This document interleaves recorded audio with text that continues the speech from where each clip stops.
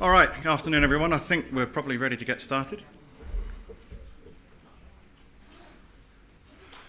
So I'm going to talk through building and using role profiles, SFIA role profiles.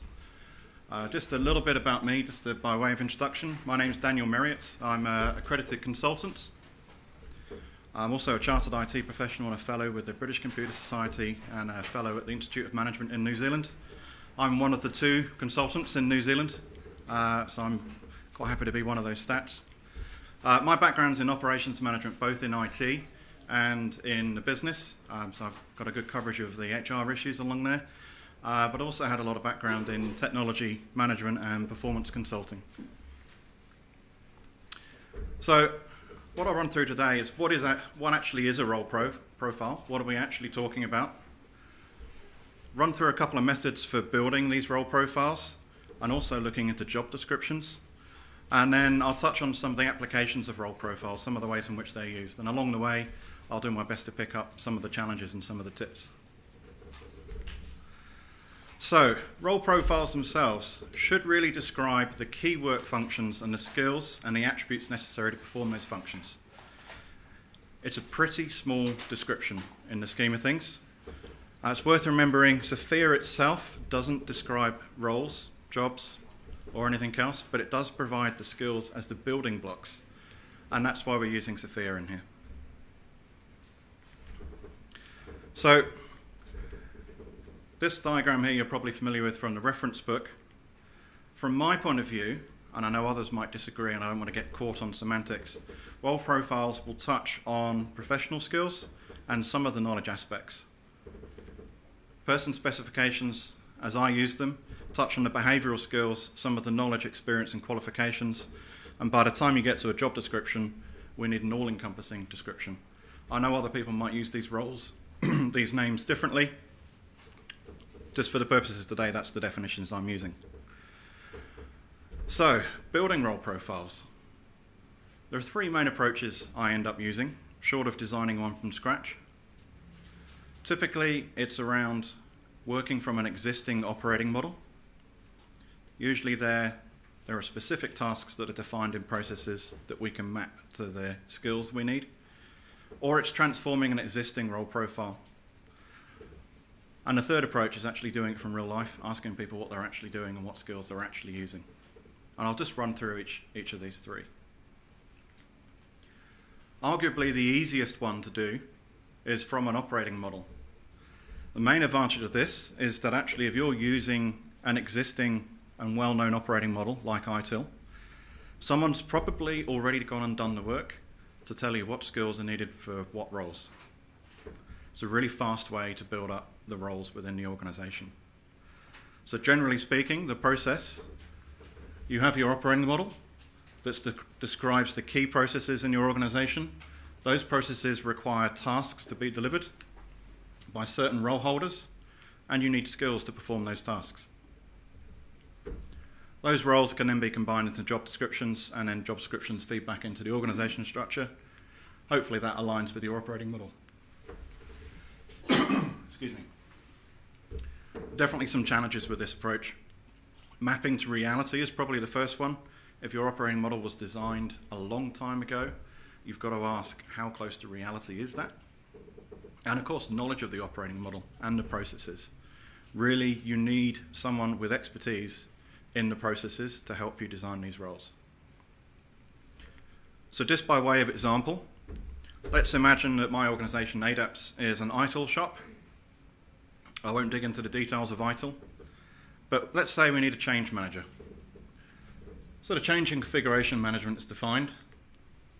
There are a whole bunch of ITIL roles that are defined, and some lovely person's done the good work of actually describing the skills needed for each of those ITIL roles. Now in this instance, I want a change manager who's responsible for everything except being the process owner. So all of these in blue. And that goes ahead and tells me the skills that I need. It can be that quick. The main thing is that's fast and it's repeatable. And if your operating model describes all of what your organization is delivering, all of your IT organization, then actually you can capture your roles pretty quickly. And again, this is not a job description. This is just a description of the role. You might be combining that change manager function with a number of other functions. So that's the operating model. One of the other ways that we do this, and one I spend a lot of time doing, is transforming existing documentation. This has got a whole heap of challenges with it. I don't know what the job descriptions or role descriptions look like in your organization, but I've seen some pretty horrendous ones in terms of quality and format. Often it's quite difficult to work out how many roles are actually in a job description. To be honest, sometimes you don't need to know. There's a lot of generic language, particularly around personal characteristics, and you've got to work out what on earth does this organization mean by that. There's a lot of one-liners. Quite often some of the most critical skills for a role are described in one line in a 3 or a 5-page document. It can be really tough to get the data out of there. And ultimately you can only SFIA-ize what's already there. So what does this look like? I've got a slightly sanitized piece of a role description here. I don't know how well you can read that from the back, but what you should be able to see is I've gone through and highlighted in color the skills that I was able to identify. And in gray, I've highlighted the levels of responsibility. So that's the generic skills, business skills, influence, complexity, and autonomy. What I'm looking for in here is clues. Quite often, in the context of a role, you'll only get that one-liner, and you've got to pick that clue up and put it in context and say, that's everything I need. Sometimes you'll go through and you'll see various levels of skills that are required, and you've got to decide, is the highest level of the skill the one that's most appropriate? And sometimes you'll see what looks like a wish list, and you'll have to go through that set of skills and pare that down to what's necessary for the role and what's a nice to have. That's something we'll touch on later on. The other thing we find is these lovely personal characteristics. I've picked out a couple of my favorite ones here. The conceptual and analytical ability, self-discipline. What does that mean in SFIA terms? Pretty tough to get to.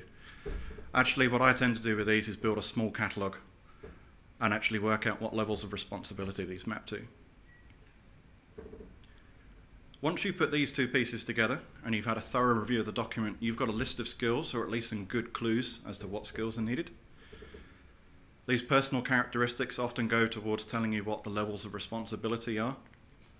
And from there, you can go through and identify the skills and the levels of responsibility for the role. It's only a number of steps, but I can tell you that this process of going through and mapping out each of the skills can be quite time intensive and pretty laborious, and it really depends on the quality of the document you're starting with. So a couple of tips for this. Usually when you're doing this across an entire organization's IT structure. So for consistency and speed, I would say go through and scan all of these documents first. Get familiar with the format, get familiar with the language, build a table of these personal characteristics, and then reference that back to the level of responsibility that those roles are looking at.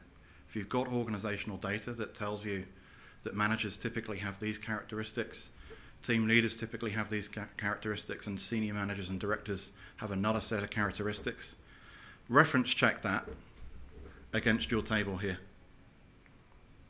That'll save you a lot of time. It'll also make sure that you do that bit consistently. By the time you've been through a couple of dozen of these, they'll start blurring together, so you need a table to help you be consistent. Tabulate the results as well. Put that into an Excel spreadsheet. Pretty much everyone today has shown you the SFIA skills listed in the spreadsheet. It's really easy to read and digest that.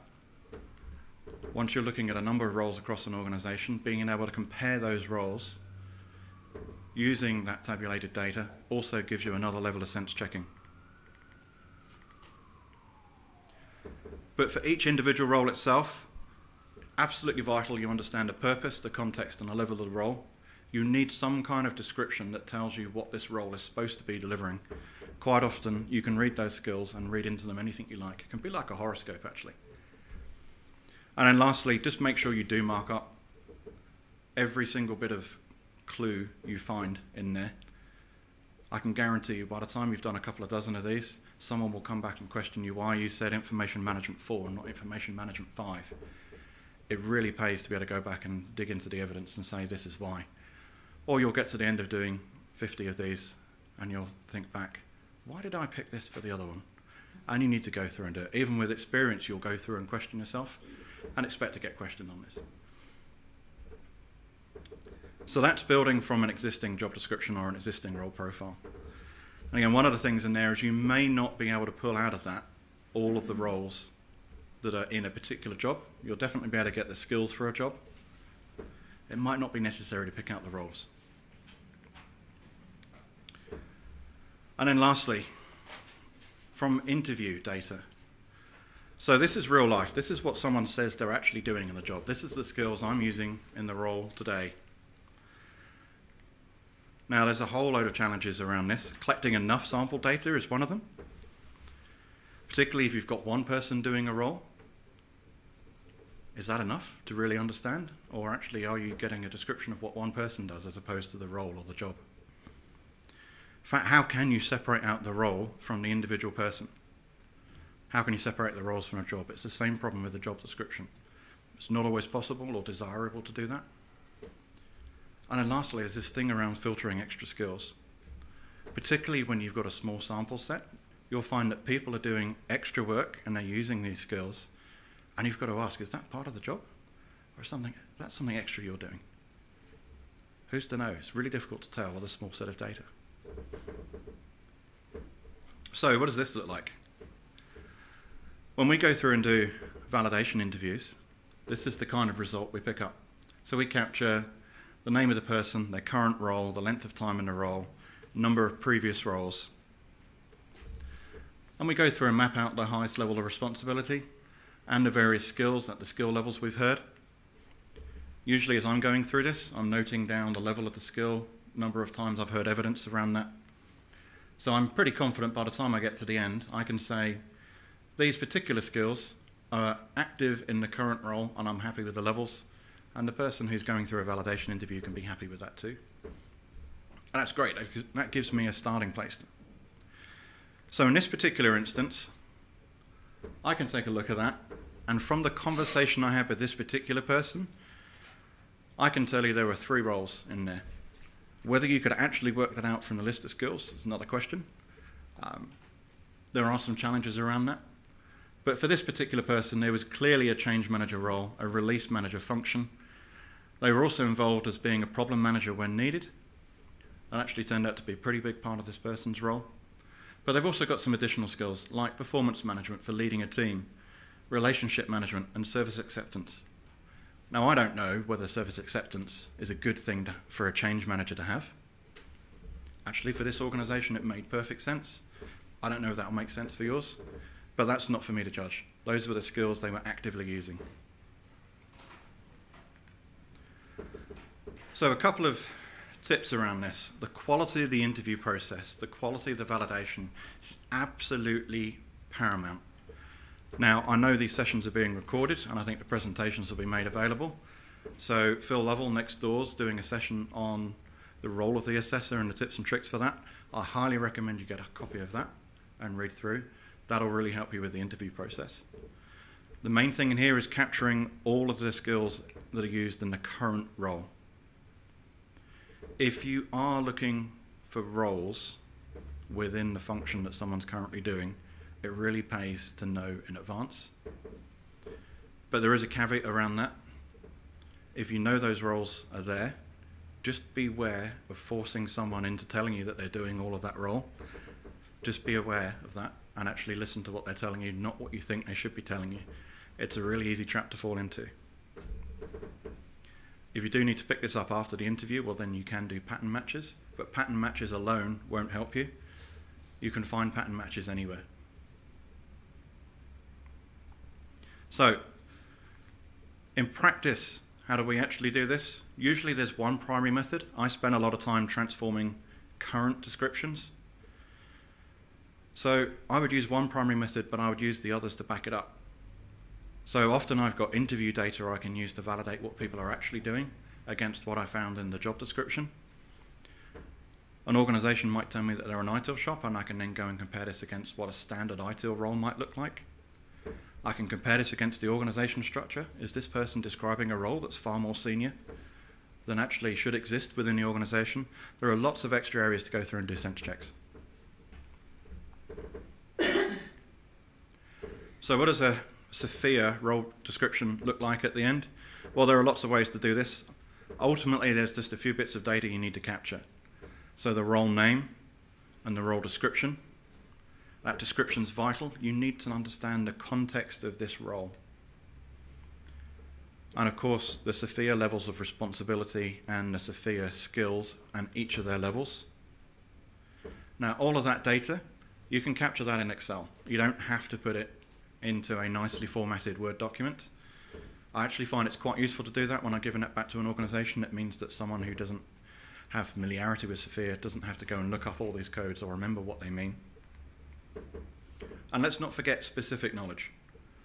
That's not part of SFIA, but actually it's often something you need to complete a role. You need specific technical knowledge along with the professional skills to be able to deliver a particular role. So that's role profiles. How do you then push those into job descriptions? That's probably another ballgame. But actually, these three bits at the top, the job purpose, the levels of responsibility, and the skills required to perform the roles, you can take that straight out of the role definitions. There's also a whole load of other factors, like leadership and behavioral attributes. You might be using Lominger or CEB or one of the other frameworks to describe those. You might need specific qualifications and experience. You might put in reporting lines. You might put in a whole load of other things. And actually the list of things that I've seen go into job descriptions is just horrendously long. Who knows whether they need to be there? The organisations can decide that. But the main thing is, from a SFIA point of view, building job descriptions out of role profiles, you need these three things at the top, and they all come out of the role profiles. Just a couple of tips around building job descriptions from role profiles. When you're combining roles, it's pretty common to find narrowly focused roles get combined. So a good example would be problem manager. Typically there's one skill, problem management, and a technical author. Technically there's one, maybe two skills there. Usually that's information content authoring, and possibly a technical specialism or information content publishing. They're pretty narrowly focused roles, and they tend to be combined, or they tend to be part-time jobs. More complicated roles, like a project manager, where there's typically 5 or 6 skills needed for that role alone, tend not to end up being combined. Sometimes they get extended. I've seen all kinds of things tacked onto the end of a project manager role description. If you're putting too many of these together and you start ending up with 10 plus skills needed for a job, it might be time to have a look at that and say, is this too much for one person? Realistically, are we going to be dividing this job up pretty soon in the future? If not, can we do this now? Or maybe we share a role between a couple of people. And lastly, the job might actually be a little bit more than the sum of the roles. So there might be additional skills necessary. So that change manager job that I went through also had service acceptance and performance management and relationship management. Now those aren't needed for any of the roles that were being performed, at least not in the context of that organisation. But in the context of that organisation, they were necessary for the job. So look out for those too. And just like building the role descriptions, you need input from people with specialist knowledge and detailed knowledge of what this role holder, what the job holder is going to be doing. So, on to the interesting bit, which is how to use these things. So I've got 3 areas I want to touch on here. And what I'll try and do is move through these at a relatively quick pace. I want to see if we can get a few minutes before we go in next door. But if I'm moving too quick, let me know. So, team profiles. Once you've collected up a number of jobs within a team or a number of roles, you might have a team profile that looks like this. And in fact, this particular team profile comes from a software development company in Auckland. They have 5, 6, 7 teams of 4 to 5 people, occasionally a little bit bigger. typically made up of a team leader, a senior developer, sometimes that's the same person, and analyst programmers, and actually a newly created role, which is the intermediate analyst programmer, and I'll touch on that later. But actually that didn't describe everything that team was doing. So sometimes, just like a job description is bigger than the sum of the roles, sometimes a team profile might be bigger than the sum of the team members' jobs and roles. What I actually found is across all of the teams, someone had to have skills in database design and data analysis. Actually didn't matter who had it. One of the senior members also had to have requirements definition and management and release management skills and a higher level of testing. And again, it didn't matter if it was the team leader or the senior developer. So what's going on? Where are these optional skills coming from? Is it that the role profiles aren't complete? Actually, it's difficult to say that because they were using these role profiles pretty well. They described what someone was doing as a minimum function. Of course, people often have more skills than they get to use in their current job.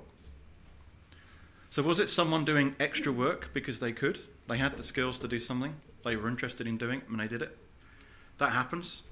That can be quite useful. But actually, if they're doing someone else's job, who's doing their job? There is a cost to doing that. You probably don't want that happening unless you're planning for it. So it was a bit of a strange one in this organisation, and actually not just this organisation, I've seen this before. What actually happened in teams that didn't have these skills, where they didn't have someone in the team with those skills, is they ended up borrowing team members from elsewhere. These weren't really optional at all within the team. But again, the problem with borrowing someone from another team to deliver work you need to do in your team, who's covering the work for the other person in the other team? So actually, these skills really were needed within the team. It wasn't an error in the role descriptions. It wasn't work that someone was doing that didn't need doing in that team. It was valuable work. But it wasn't necessary for each of the roles. So in this smaller organisation, they needed the flexibility here. So they didn't mind who had these skills. They just needed to know in the team the skills needed to be there. So whilst they didn't recruit for people with those skills, if they had them, that was a preference. And they tried to distribute these people amongst teams. In a larger organisation, actually you might extend the roles and the jobs, or you might create a new role or a new job. But for this organisation, they needed a team profile that was bigger than the sum of the roles in the team.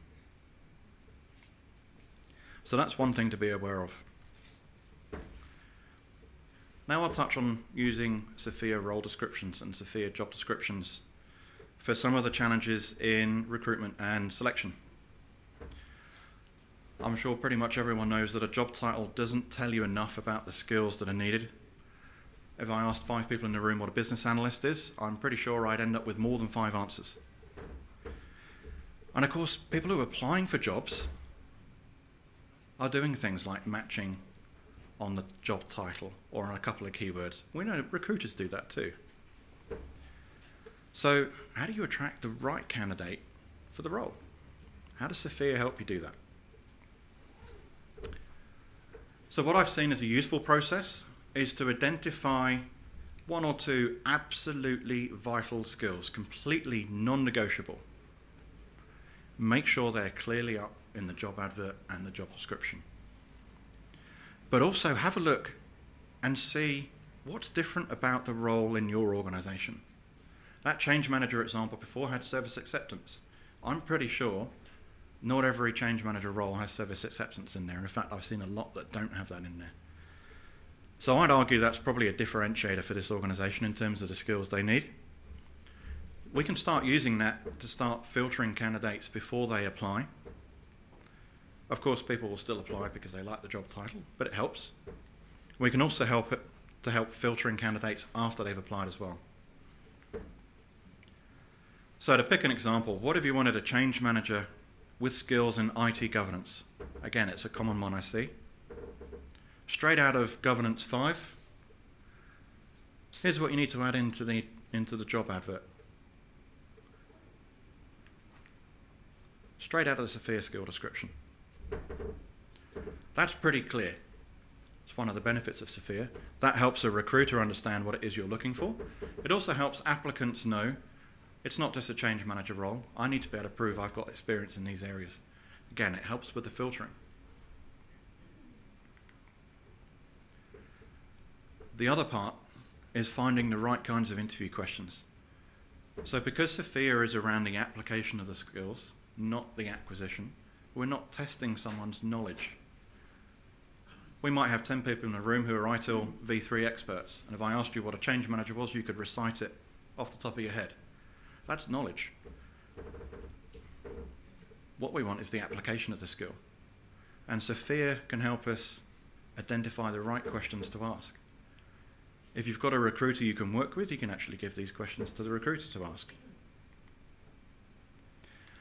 One of the most important things, and certainly my work with recruitment, it's really easy to identify the right skill and to try and recruit people with the right skill. It's really hard to get the right skill level. So if you've done all this hard work of writing a role profile and a job description and says, I need change management level 5, I need release management level 5 and relationship management level 4 and service acceptance level 5, how do you know that you're not getting someone with service acceptance 4, change management 4? And this is where SFIA helps. So let's say you need someone with customer service support level 5. There's the SFIA description. Straight out of that, it's really not difficult to derive some questions that ask around the application of that skill. So, responsible for day-to-day management and work allocation to meet agreed service levels, specifies and agrees standards. What were some of the policies, standards and procedures you had to draft for the customer service function? Okay, someone might know the names of those things. How did you get these approved and implemented? How did they actually contribute to improving performance? Start digging in, get some reality out of this question. You can do this for every single skill. In fact, in the validation work, we've actually got a catalogue of skills we use for doing this, but actually it's really not difficult to derive these questions. Ensures that tracking and monitoring of performance is carried out. Metrics and reports are analysed and issues resolved. What were some of the key metrics that you tracked? How were you monitoring the performance of your team? Really good starter questions to get someone talking about what they were actually doing. That'll help you pick the right level, as well as identify that they've got the skill. So here's a challenge for you. Should you recruit for the perfect candidate? Perfect cultural fit and has exactly the right SFIA skills. Sounds like a good idea. Actually, you might be surprised, or you might not be surprised, to learn that the evidence suggests that the retention rate for people who are perfect fits, it's actually not that good. What's going on? They get bored. They've got all the skills for the job. Once the honeymoon period's over, once they've worked out how to work in this particular organisation, once they've got comfortable with the role, they're not being challenged. If you can't move that role on quickly enough, that person will move on. There are times when actually you just need the right person on the right ground today, and if they leave in a year's time, that's absolutely fine. But if you're recruiting for someone to be in your organisation for a couple of years, that might be a bit of a problem, particularly if your cost of recruitment is quite high. But also, what if you can't find that perfect person? What if you can't get all the skills that you want in one person? Well, again, there's a lot of evidence that suggests if you get the cultural fit right and they're nearly there with the skills, often that works out pretty well. These people are keen, they're interested, they've got almost all the skills for the job, they're looking forward to the development opportunities, and they stay. So if 100% skills fit isn't perfect, how do we use a SFIA job profile or a SFIA role profile to help with this? So again, I would come back to what are the 1 or 2 absolutely essential and vital skills, non-negotiable, accept no compromise at all. What are the other skills that are differentiators that might be unique to your context? Do you really need them? Do you really need that change manager with service acceptance? Or actually, could you adopt a change manager and help them learn service acceptance? What about the other skills in the profile? Would you accept someone that only had some of the skills or some of the skills at almost the right level? Now we're starting to get to a sensible compromise. If we've got the absolutely vital skills nailed, do we really need all the others at that level? Or are we just matching what someone was doing before? Here's the good question. Would you offer them the same money if they had almost all the skills? When your remuneration team is valuing a role and they're valuing it for 100% fit, and you're recruiting someone and they come through at a 95% fit, would you pay them 100%? That's a difficult question to answer. That market forces might drive that. But if you won't pay them 100% and they're nearly there with the skills, what about investing that difference in training them up in the skills they don't have, or just improving a skill level? So let's go and have a look at this change manager position again and see what we can do with it. So, nice little catalogue of skills that we need here. All of these, and the roles come through at level of responsibility 5. I wouldn't compromise on a level of responsibility. That's a level that someone's working at. If you recruit someone who's not at the right level, the skills aren't going to help. In this particular organisation, for this particular role, here's what came out. Here are non-negotiable skills. Change management, change implementation, planning and management, and methods and tools. Absolutely essential. No compromise accepted at all. However, release and deployment, level 4 will do for now. I'd want them to be level 5. Service acceptance, level 4 will do. Nice to have. Okay, someone doesn't have relationship management, performance management. I can live with that. We'll help them develop the skills on the job. Key difference, this service acceptance. Again, that might be something that's just a nice to have. All of that goes through to actually making your recruitment a little bit simpler. It also helps you know where you should be flexible and where you should hold your ground. So one last thing I want to look at. So if we're looking at recruiting people who don't have all the skills, what do we do? What do these training pathways look like? So I'm going to go back to this software development company in Auckland. They had a bit of a challenge. They recruited junior analysts. Through their own internal training program, they very quickly got them up to analyst programmers. So they developed their programming skills, gave them skills in application support, and also systems integration and testing. Most of the people that are coming through here, they actually had the knowledge for these. They just didn't have the application, so it was a pretty quick process. But the senior developers, the senior analyst programmers, are way, way, way above on some of these skills. It's a big jump from programming 3 to programming 5. At programming 5, you're setting the standards. At programming 3, you're enabling. One of the challenges they had, there was no pathway. Analyst programmers would just drop off. They'd leave. They've got to recruit again. And they've got to train them again from junior analyst to analyst programmer.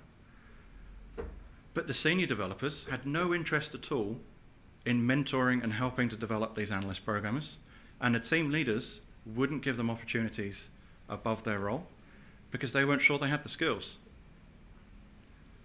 The senior developers saw that these people didn't have the skills and that they wouldn't get an application, so they didn't want to waste their time mentoring people who'd never get to use these things. So in this organisation, I helped them create an intermediate role. And we deliberately defined an intermediate role. And we set up a training program to help them get from programming 3 to programming 4, from application support 3 to 2 to 3. And we defined some new responsibilities. So then the team leaders were much happier assigning more senior responsibilities to intermediate analysts. And then, of course, the senior people, they were happy to mentor because actually they were mentoring people who were going to be applying it. And not only that, they were working on more interesting problems. A whole life cycle got created out of defining this intermediate role.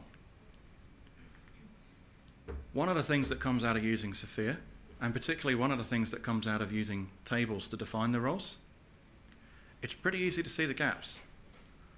It's blindingly obvious that you've got to get from 3 to 5 and the step is 4.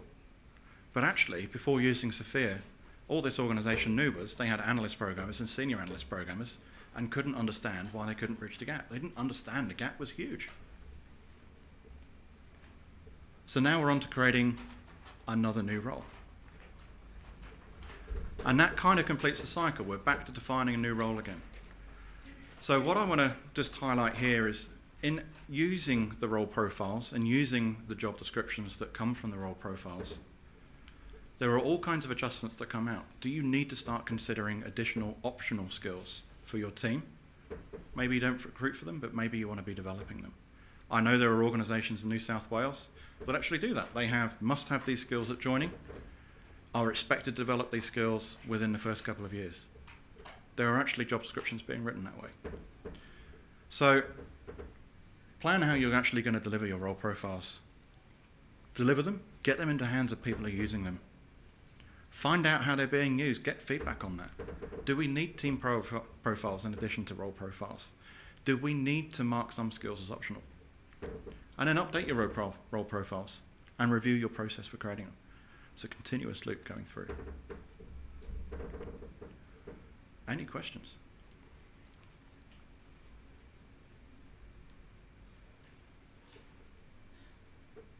Yeah. Daniel, you mentioned right at the start you can use 3 options. One was operating model or existing job description. Would you say that maybe the operating model would be for your future profile, your future role, your job descriptions and your current, and that might map to where you want to be? As a rule of thumb, yeah, if you're defining a new operating model, it's a great time to actually define the roles from scratch. And then you can capture your current roles and look at the transition. But also it might be that you're looking at splitting up, say, that change manager job from change manager plus release manager plus problem manager. You might be looking at splitting that role because actually it's just grown too much for one person. In which case I'd say go back to the operating model and rather than just take out the release management piece, look at where that role fits against the other roles in the operating model. So current, mainly used for the future, yes, but you can definitely use it for the current state. And certainly in the case of creating an intermediate analyst programmer, that matched against the operating model that organisation had. They just didn't know it.